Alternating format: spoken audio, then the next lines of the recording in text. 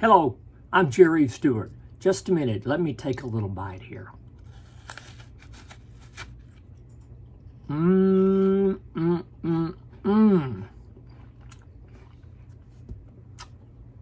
I love apples. Interestingly enough, well, let me ask a question first. We all love apples. We love to eat them. But can you become a success in life just by planting apples? Doesn't sound too impressive, but there is a story to be told. There was this young boy. His name was John Chapman. He was just a young child born, get this, all the way back in 1774, before we even had our America.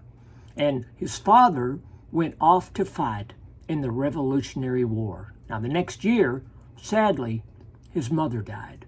And when his father returned from the war, he had found, he had met, and he had married a new wife. Well, the family moved to a tiny house in Long Meadow, Massachusetts, and John's father and stepmother proceeded to have 10 more children. Now, if you can, put your hands up and let me see.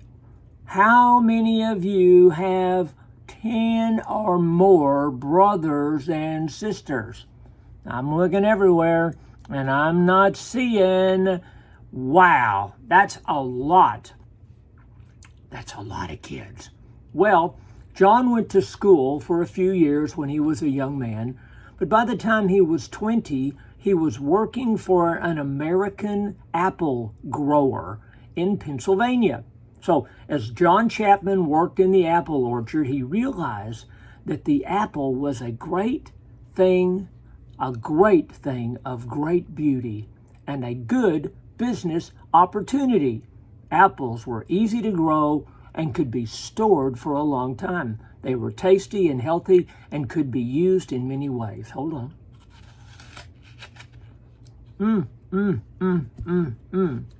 Well, soon, John Chapman bought some land of his own and started his own orchard.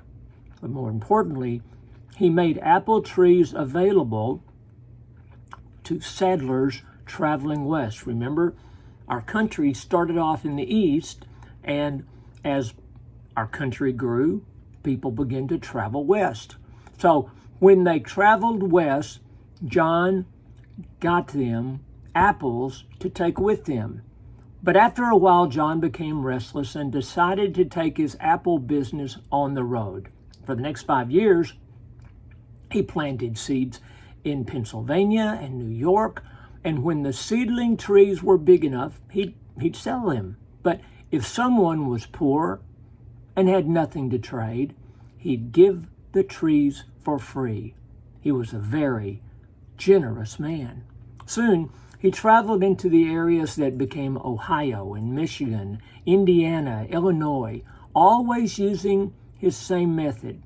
Go into the wilderness, find good fertile soil, plant his seeds in a neat row, build a brush fence to keep the animals out, then move on to another. He always worked by himself. He never married or had children. He lived at peace with nature and with the American Indians, Native Americans, and he never carried a gun. He was certainly a colorful man. With his ragged clothes, never wore shoes, and except, well, in the cold weather he wore shoes, but in regular weather he did not even bother to wear shoes, and some reports say he wore a pan on his head, and he was always on the move. A pan on your head. A pan on your head. Let's see. Let me try it on. Ooh. I can see why he wore a pan on his head.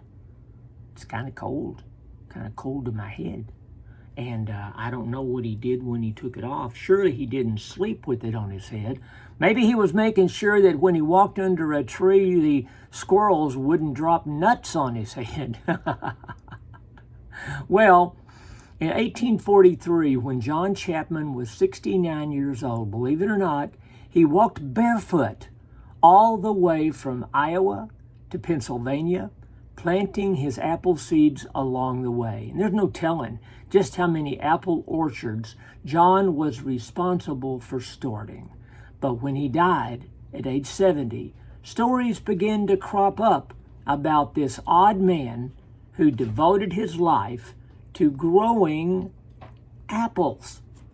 Today, as we think about him, we realize that he was given a nickname, because most of us have heard of John Chapman, but that's not what he's called.